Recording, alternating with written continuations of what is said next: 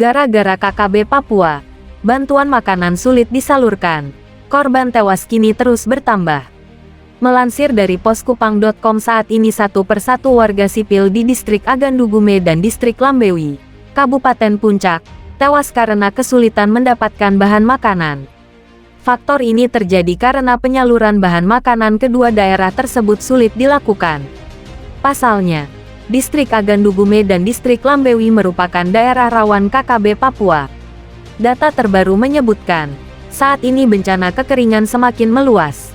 Warga pun semakin sulit memenuhi kebutuhan hidup sehari-hari. Stok makanan semakin menipis sementara penyakit pun mulai merajalela.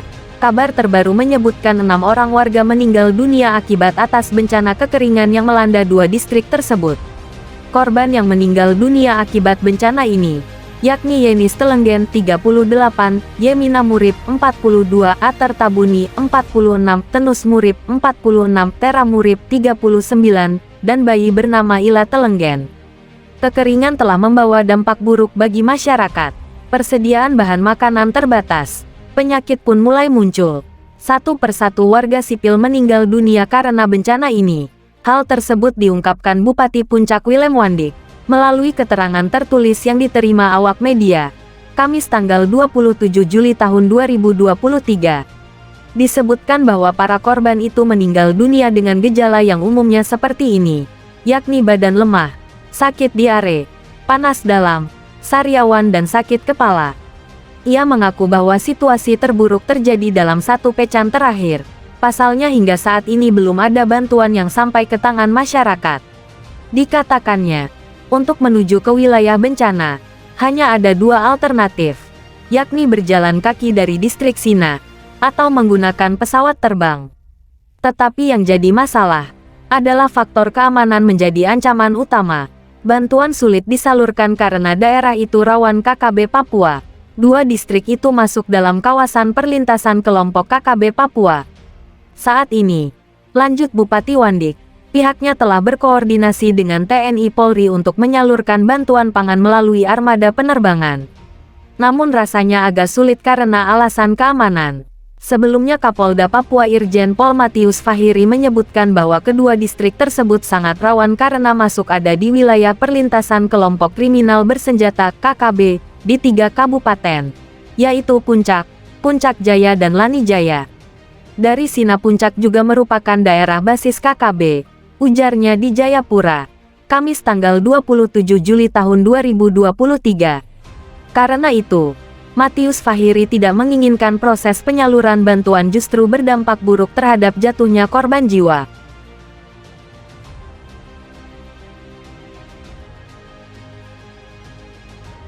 Mengecam aksi KST Papua menyerang warga sipil. KST kembali berulang dengan menyerang warga di Yahukimo sampai menimbulkan korban jiwa. Masyarakat mengecam aksi sadis tersebut dan mendukung aparat keamanan untuk menindak tegas kelompok teroris ini. Kelompok separatis dan teroris atau KST adalah kroni dari organisasi Papua Merdeka.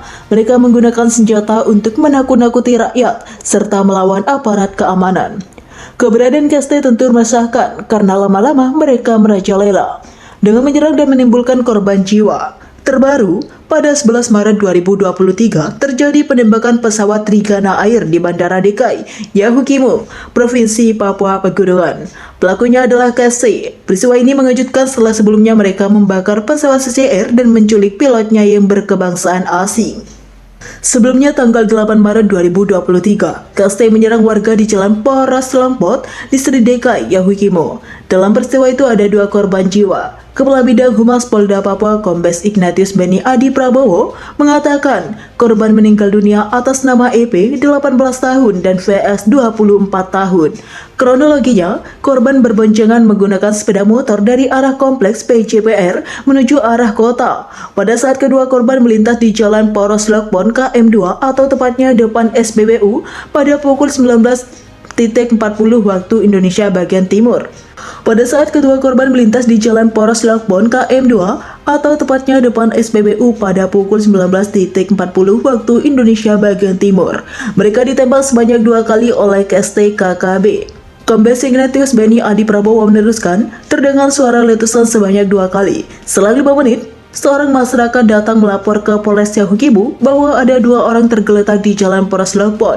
Mendapat laporan tersebut, tim gabungan Polres Yahukimu dan Satgas Damai Kartes 2023 berespon dengan mendatangi TKP untuk mengevakuasi kedua korban ke RSUD DKI. Kedua korban yakni EP mengalami luka tembak pada bagian punggung kiri, luka tembak bagian kepala, lecet pada bagian pipi bagian kanan, tangan serta kaki. Korban dinyatakan meninggal pada pukul 22.09 waktu Indonesia bagian timur. Masyarakat mengecam aksi KST yang menyebabkan warga sipil meninggal dunia. Pasalnya, ini bukan untuk pertama kalinya. Kelompok separatis ini sudah berkali-kali melakukan penyerangan dan banyak orang asli Papua yang jadi korbannya.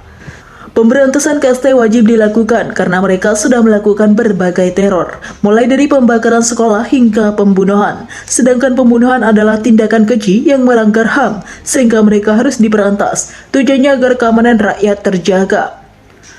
Menko Polhukam Mahfud MD menyatakan bahwa tahun 2019 sampai 2022 ada 95 orang yang meninggal dunia karena dibunuh oleh KST, rinciannya 59 warga sipil, 27 anggota TNI, dan 9 personel Polri.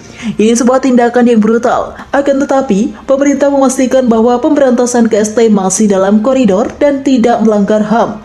Jika dilihat dari statistik, maka lebih banyak korban dari sipil sehingga mereka memang harus diberantas agar keamanan rakyat terjaga. KST selalu menuduh korban adalah mata-mata aparat, padahal hanya warga sipil. Mereka terlalu paranoid sampai tega menembak sesama warga asli Papua. KST juga melakukan pembunuhan kepada 4 orang warga sipil di Yahukimu pada tahun 2021 lalu. Bahkan kepala suku juga ditembak sampai kritis. Para korban dievakuasi dengan helikopter karena medan Yahukimu yang berbukit. Masih diselidiki mengapa mereka melakukan pembunuhan dan sampai tega menembak kepala suku yang seharusnya dihormati. Dengan banyaknya korban KST, maka wajar jika warga Papua diminta untuk mewaspadai serangan dari kelompok separatis tersebut. Pasalnya juga korban makin bertambah dan KST tambah beringas beberapa tahun ini. Karena masa pandemi, mereka kesulitan untuk mendapatkan bahan makanan saat gerilya di hutan sehingga nekat melakukan perampokan dan penyerangan terhadap masyarakat.